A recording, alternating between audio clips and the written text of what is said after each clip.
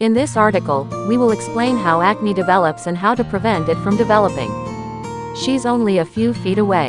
The closer he gets, the more nervous he becomes, the budding zit on his nose growing bigger and bigger until it practically eclipses his face. She looks at him hovering nearby, sees the massive zit, and giggles. He slumps away, feeling sick. Stress can sure make a mess, and it happens to both teens and adults.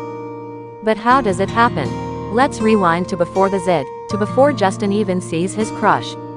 Already late for school, Justin got to class just in time to hear the teacher say, "Pop quiz." He hadn't done his homework the night before, and felt more unprepared than the ambushed World War II soldiers he was supposed to write about.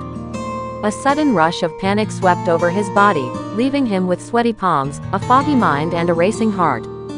He stumbled out of class in a daze, and ran straight into his all-time crush, spiking up his stress.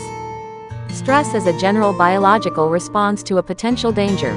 In primitive caveman terms, stress can make you fight for your life, or run for your life, if, for example, you're confronted by a hungry saber-toothed tiger. Special chemicals called stress hormones run through your body, giving you more oxygen and power to run away from danger or to face it and fight for your life, hence the term, fight or flight. But when you don't fight, or take flight, you face the plight. When we're taking final exams, sitting in traffic or pondering pollution, we internalize stress. It all begins in the brain. The hypothalamus, the master controller of your hormones, releases something called corticotropin-releasing hormone. This triggers the pituitary gland, a pea-sized gland found at the base of the brain, to release adrenocorticotropic hormone, which then stimulates the adrenal gland sitting on top of the kidneys to release cortisol, the major stress hormone. These natural chemicals are a great help when you need to run away quickly, or do superhuman feats of courage. But when you're simply sitting, these stress hormones collect in the body and affect your overall health.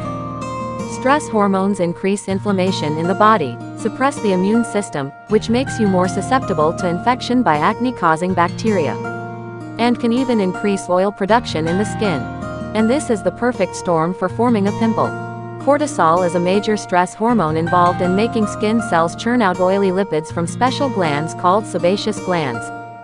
But when there's too much of these oily lipids, called sebum, they can plug up the swollen, inflamed pores and trap the pesky, acne-causing bacteria inside, where they set up house and thrive. Add a dash of inflammatory neuropeptides released by the nervous system when you're nervous, and angry zits follow. To make matters worse, Justin is a boy, meaning he's got more testosterone than girls.